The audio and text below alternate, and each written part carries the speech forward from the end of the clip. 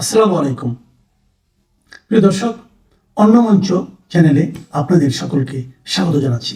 ইউনূস বুঝেছিলেন যে তিনি ক্ষমতা ছেড়ে দিলেও তার বিশেষ নিরাপত্তার প্রয়োজন হবে বাংলাদেশে ঘুরে বেড়াতে কিংবা বিদেশে যেতেও, কারণ পৃথিবীর কোন বিমানবন্দরে বলুন বাংলাদেশিরা নাই, কিংবা পৃথিবীর কোন দেশে বলুন বাংলাদেশি প্রবাসীরা নাই। তার সরকারের বিভিন্ন মন্ত্রী কিংবা পারিষদ বর্গের যে ধরনের পরিস্থিতি বিদেশে ভ্রমণে গিয়ে হয়েছে, তাতে সম্ভবত ডক্টর মোহাম্মদ ইউনূস ঠিক করে রেখেছিলেন যে তিনি এই প্রটোকলটা পারলে সারা জীবন ভোগ করবেন। বাংলায় একজন যখন অন্যজনকে বুদ্ধির চালে হারিয়ে দেয়, তখন শেরের ওপর শোয়া শের, তুমি চলো ডালে ডালে আমি চলি পাতায় পাতায়, এরকম নানা রকম প্রবাদ আছে। তারেক রহমান সরকার, প্রধানমন্ত্রী তারেক রহমান আজকে এমন একটা চাল চেলেছেন যে সেসব প্রবাদ মনে না করে কোনো উপায় নাই। প্রধান উপদেষ্টা থাকাকালে ডক্টর মোহাম্মদ ইউনূস ক্ষমতা ছাড়ার আগে একেবারে নিজের কার্যালয় থেকে নিজের কার্যালয়ের সচিবকে দিয়ে সই করিয়ে এমন একটা প্রজ্ঞাপন জারি করিয়ে গিয়েছিলেন যাতে কিনা আগামী বছর ফেব্রুয়ারি পর্যন্ত তার বাংলাদেশের অতি গুরুত্বপূর্ণ ব্যক্তি বা very very important person VVIP মর্যাদা মেয়াদ থাকবার কথা, যার আওতায় তিনি এখনো এসএসএফ সুবিধা পাচ্ছেন, প্রেসিডেন্ট গার্ড রেজিমেন্টের সুবিধা পাচ্ছেন। মানে বাংলাদেশের প্রধানমন্ত্রী, রাষ্ট্রপতি যে সুবিধা সাধারণত পেয়ে থাকেন। শুধু তাই নয়, ডক্টর ইউনূস বিদেশে গেলে এমনকি দূতাবাসগুলোর পূর্ণাঙ্গ প্রটোকল পাচ্ছেন এবং পাচ্ছেন নিরাপত্তা সুবিধাও। এমন একটা প্রজ্ঞাপন জারি করিয়ে নিজেই যে নিজেকে ভিভিআইপি পার্সন তিনি ঘোষণা করে গেছেন, সেটা এমনকি 17ই ফেব্রুয়ারি তারেক রহমান সরকার শপথ নেওয়ার পর ডক্টর মোহাম্মদ ইউনূস ক্ষমতা ছেড়ে দেওয়ার পরেও জানাশোনা ছিল না। মার্চের শুরুতে সংবাদপত্রে খবর ফাঁস হয় যে প্রধান উপদেষ্টা তার কার্যালয়ের সচিব সাইফুল্লাহ পান্নাকে দিয়ে সই করিয়ে একটা প্রজ্ঞাপন জারি করিয়ে গেছেন, যার আওতায় বলা হয়েছে যে সরকার বিশেষ নিরাপত্তা বাহিনী আইনের ক্ষমতা বলে অন্তর্বর্তী সরকারের প্রধান উপদেষ্টা অধ্যাপক মোহাম্মদ ইউনূসকে তার দায়িত্ব হস্তান্তরের তারিখ থেকে 1 বছরের জন্য অতি গুরুত্বপূর্ণ ব্যক্তি হিসেবে ঘোষণা করেছে। এর ফলে অন্তর্বর্তী সরকারের সময়ই করা রাষ্ট্রপতি, প্রধানমন্ত্রী বা প্রধান উপদেষ্টা অতি গুরুত্বপূর্ণ ব্যক্তির নিরাপত্তা বিধিমালা 2025 অনুযায়ী ডক্টর ইউনূস দায়িত্ব ছাড়ার পর থেকে এসএসএফ এর নিরাপত্তা সুবিধা পাচ্ছেন। একজন ভিভিআইপি হিসেবে তার বাসভবন ও কর্মস্থলে দায়িত্ব পালন করছেন এসএসএফ সদস্যরা। তার উপস্থিতিতে আয়োজিত সব অনুষ্ঠানে নিরাপত্তা তল্লাশি থাকছে এবং দেশ বিদেশে ভ্রমণের সময় পররাষ্ট্র মন্ত্রণালয় ও দূতাবাসের সমন্বয়ে নিরাপত্তা ব্যবস্থা নিশ্চিত করা হচ্ছে। আজকে তারেক রহমান সরকার এমন এক চাল চেলেছেন যে ওই যে শেরের ওপর শোয়া শের, সে প্রবাদ মনে না করে কোনো উপায়ই থাকে না। ভিভিআইপি মর্যাদার মেয়াদ তারেক রহমান সরকারের আমলে এসে ইউনূস সাহেবের জন্য 6 মাস কমিয়ে দেওয়া হয়েছে। আগামী 10ই আগস্টের পর তিনি আর এ মর্যাদা পাবেন না। এরপর থেকে তাকে একজন বাংলাদেশের সাধারণ নাগরিকের মতোই চলাফেরা করতে হবে।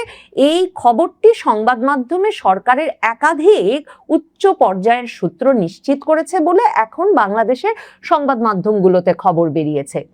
যেই প্রজ্ঞাপন জারি করে 10ই ফেব্রুয়ারি মানে নির্বাচনের 2 দিন আগে গোপনে ডক্টর মোহাম্মদ ইউনূস 1 বছরের জন্য নিজেই নিজেকে অতি গুরুত্বপূর্ণ ব্যক্তি বা ভিভিআইপি হিসেবে ঘোষণা করেছিলেন, ঠিক সেই আইনেরই আওতায়, নিরাপত্তা বাহিনী আইনের আওতায় দেওয়া সেই সুবিধা পুনর্বিবেচনা করে তা কমিয়ে এখন 6 মাস করা হয়েছে। অর্থাৎ 10ই আগস্ট পর্যন্ত তিনি এই এসএসএফ সুবিধা এবং প্রটোকল সুবিধা পাবেন। 10ই আগস্টের পর তাহলে ডক্টর মোহাম্মদ ইউনূস কি করবেন? ডক্টর মোহাম্মদ ইউনূসের সঙ্গে প্রধানমন্ত্রী তারেক রহমানের হঠাৎ কি ঘটলো? প্রধানমন্ত্রী তারেক রহমান যে ডক্টর মোহাম্মদ ইউনূসের এই ভিভিআইপি স্ট্যাটাসকে কিছু মাত্র গুরুত্ব দিচ্ছেন না, সেটা কিন্তু ঈদের দিনে তারেক রহমান যে যমুনায় শুভেচ্ছা বিনিময়ের আয়োজন করেছিলেন বিশিষ্ট ব্যক্তিদের সঙ্গে, সেই দিনই পরিষ্কার হয়ে গেছে। ডক্টর মোহাম্মদ ইউনূসের যেই বিগলিত ভিডিও তারপর সামাজিক যোগাযোগ মাধ্যমে ছড়িয়ে পড়েছিল, সেখানে দেখা যায় যে সব দন্ত বিকশিত করে ডক্টর মোহাম্মদ ইউনূস তারেক রহমানকে বলছেন যে যমুনার গেইটে, যে যমুনা নাকি তিনি তার কয়েক সপ্তাহ মাত্র আগে ছেড়ে গেছেন, সেই যমুনার গেইটে প্রধানমন্ত্রী তারেক রহমানের সাক্ষাৎ পেতে তাকে 1.5 ঘন্টার বেশি অপেক্ষা করতে হয়েছে।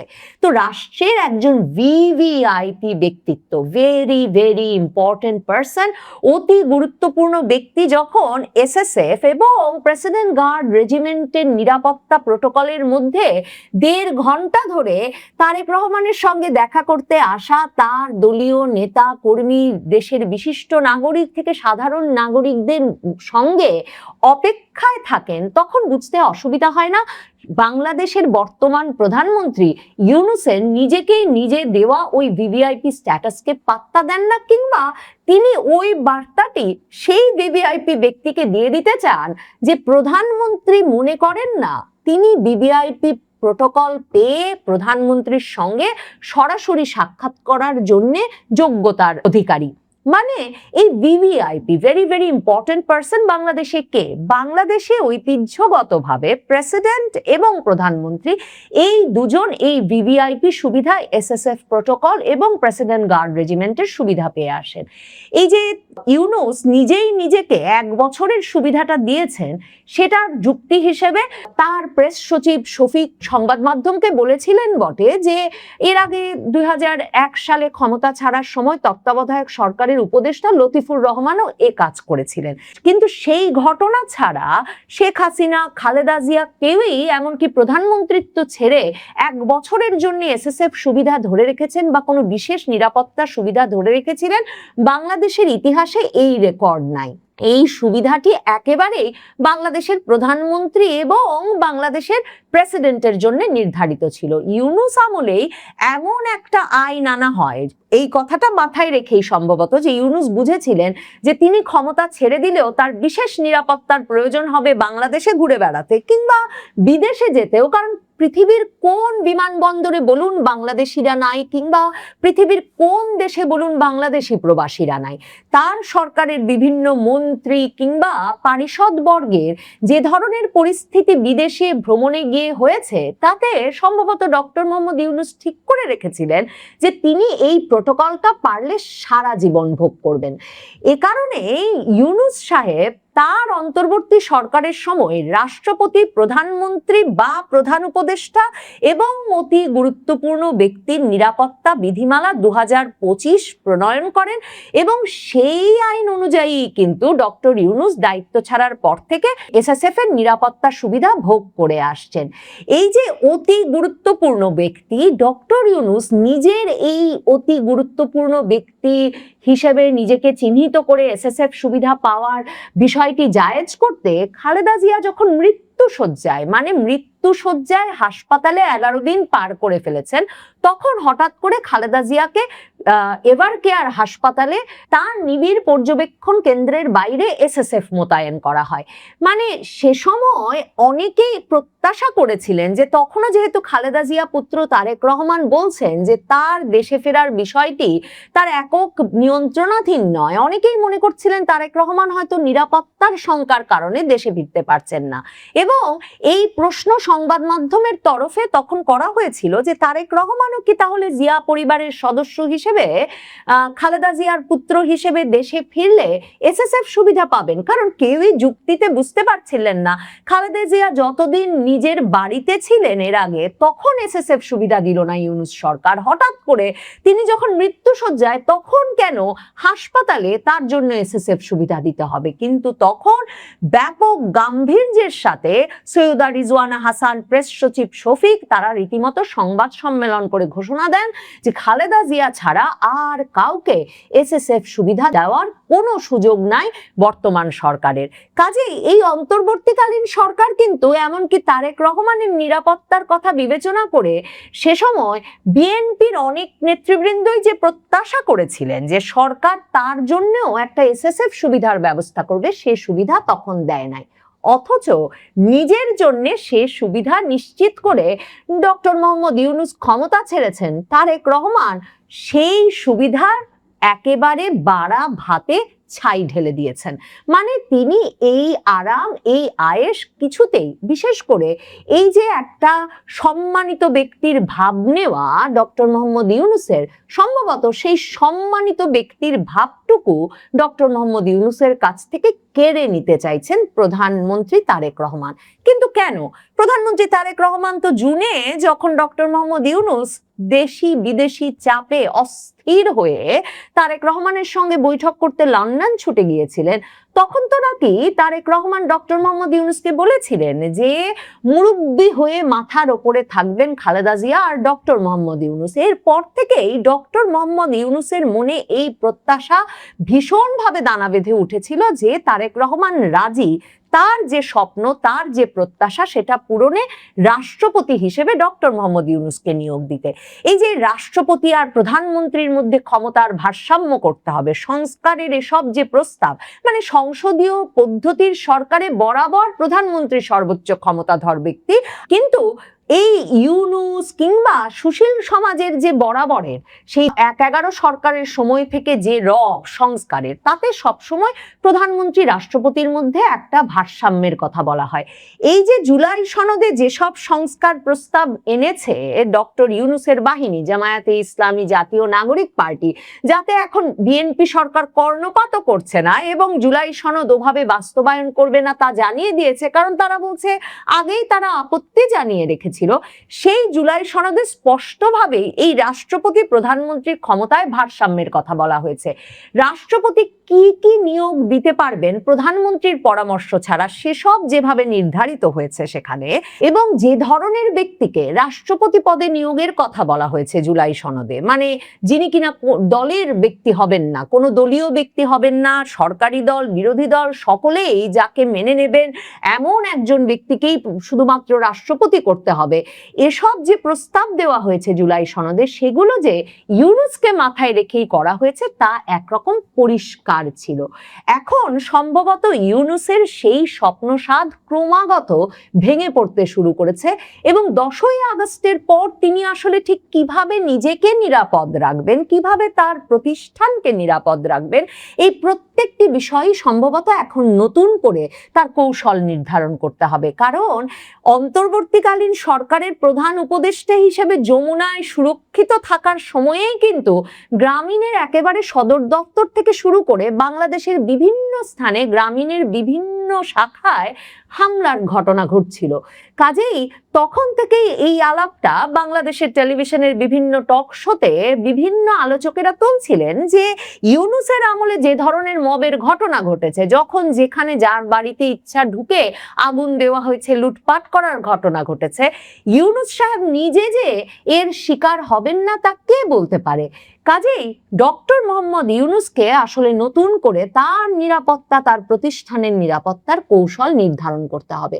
তবে তারেক রহমান কত চমকিত দেখালেন, মানে তারেক রহমানের ওপর তো নাকি এই চাপও ছিল এবং এরকম একটা প্রতিশ্রুতি দিয়েই তিনি এসেছিলেন যে তিনি একটা অন্তর্ভুক্তিমূলক রাজনীতি সৃষ্টি করবেন। আওয়ামী লীগের রাজনৈতিক কার্যক্রমে যে নিষেধাজ্ঞা ইউনূস আরোপ করেছেন সেই নিষেধাজ্ঞা তিনি আর বর্ধিত করবেন না, কিন্তু তিনি তো সেই অধ্যাদেশকে বরং আইনে পরিণত করেছেন।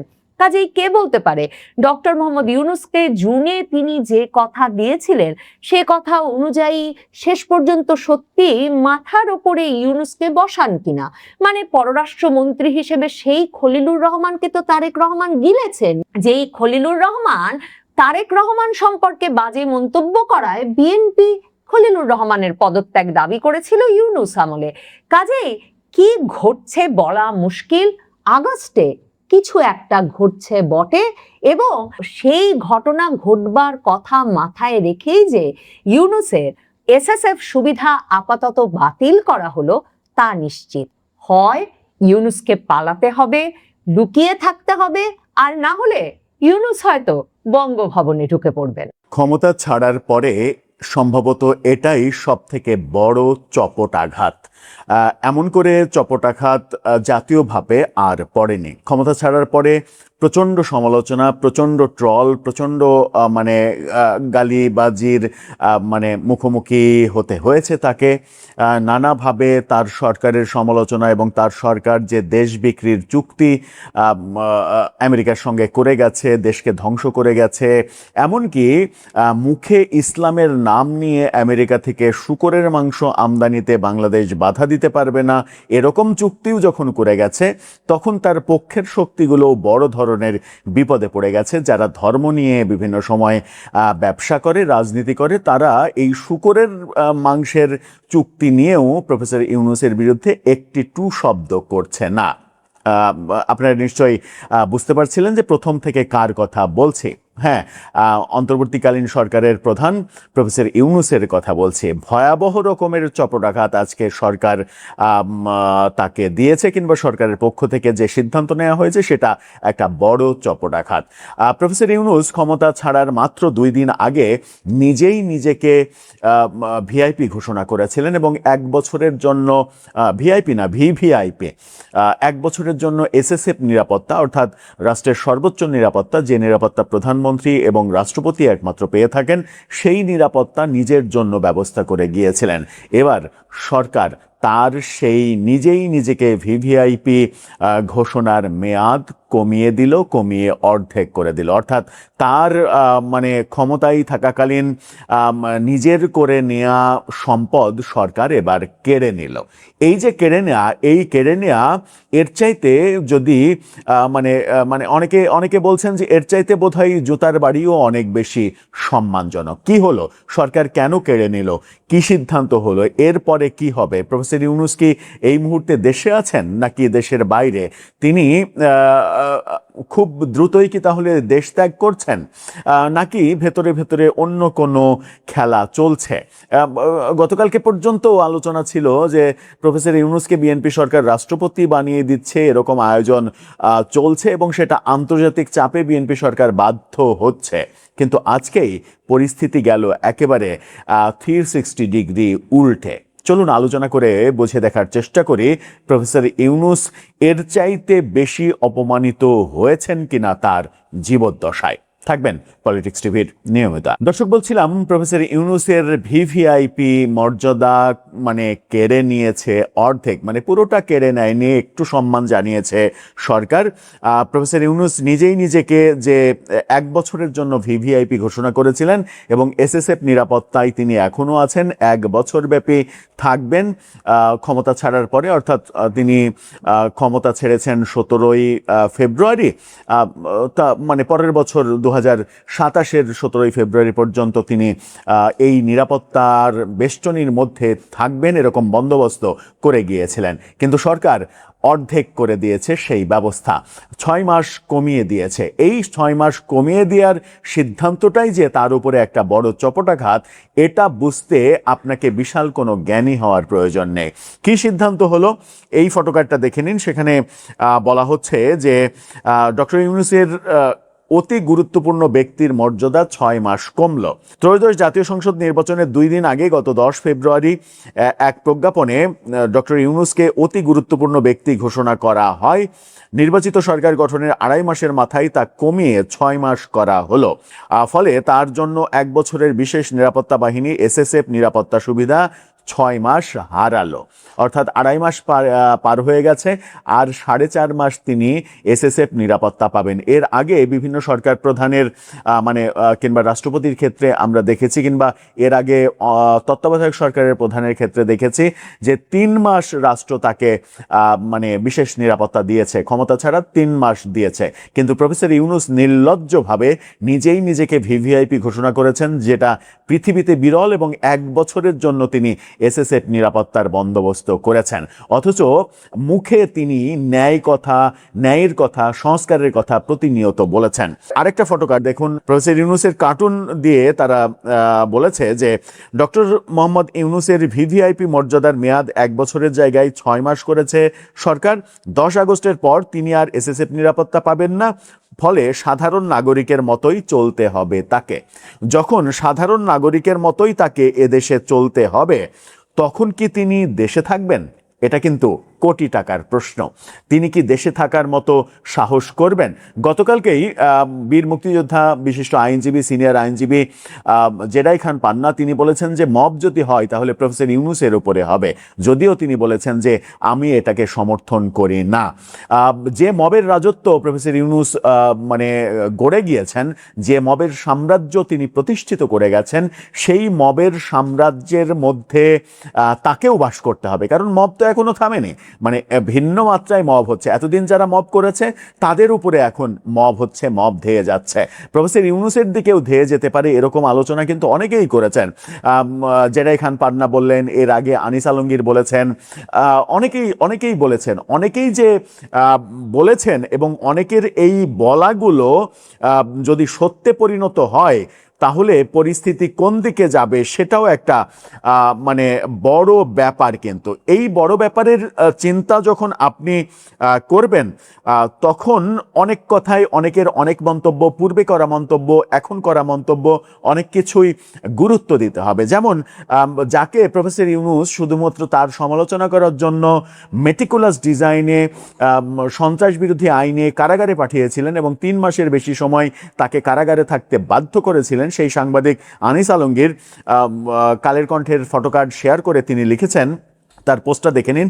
তিনি লিখেছেন, ক্ষমতা ছাড়ার কদিন আগে গোপনে নিজেকে নিজেই ভিভিআইপি ঘোষণা করে 1 বছরের জন্য এসএসএফ সুবিধা নিয়েছিল বেহায়াটা। এখন সেটি 6 মাসে নেমে এলো। ভিভিআইপি মর্যাদা আর এসএসএফ সুবিধা যেন ট্রায়াল ভার্সন, আগে ফুল প্যাকেজ, এখন হাফ সাবস্ক্রিপশন। মনে হচ্ছে বাস্তবতা একটু আপডেট দিয়েছে। ক্ষমতা কমলে প্রোটোকলও স্লিম হয়ে যায়। আব তেরা কিয়া হোগা কালিয়া, ব্র্যাকেটে বিশ্ব বাটপার, কে আপ সড়ক पर अकेले चल सकते हैं। অর্থাৎ তিনি হিন্দিতে বলেছেন যে এখন কি আপনি রাস্তায় একলা একলা হাঁটতে পারবেন, একলা একলা চলতে পারবেন। মানে এই যে হাস্যরস, এই যে কৌতুক, এই যে ট্রল, এই ট্রল কিন্তু তার প্রচণ্ড সম্মানহানি করছে। এই সম্মানহানি তিনি নিজে অর্জন করেছেন, নিজেই নিজেরটা তৈরি করেছেন। গণমাধ্যম কি বলছে যে এরপর থেকে মানে 10 আগস্টের পর থেকে তাকে সাধারণ মানে নাগরিকের মতো চলতে হবে। সরকারের উচ্চ পর্যায়ের একাধিক সূত্র কালের কণ্ঠকে এই তথ্য নিশ্চিত করেছে। প্রধানমন্ত্রীর কার্যালয়ে নাম প্রকাশে অনিচ্ছুক একাধিক কর্মকর্তা কালের কণ্ঠকে জানান, ডক্টর মোহাম্মদ ইউনূসের ভিভিআইপি মর্যাদার মেয়াদ 1 বছরের জায়গায় 6 মাস করা হয়েছে, ফলে তিনি 10 আগস্টের পর আর ভিভিআইপি নিরাপত্তা পাবেন না। সাবেক অন্তর্বর্তী সরকারের প্রধান উপদেষ্টা অধ্যাপক ইউনূস ক্ষমতা ছাড়ার কয়েকদিন আগে এই যে ক্যারিশমা দেখিয়ে গিয়েছিলেন, এই ক্যারিশমা যে আর টিকলো না, এই না টেকার ফলে যদি মানে ভুলবশত মব তার দিকে ধেয়ে যায়, যেটা গতকালকেই জেডাই খান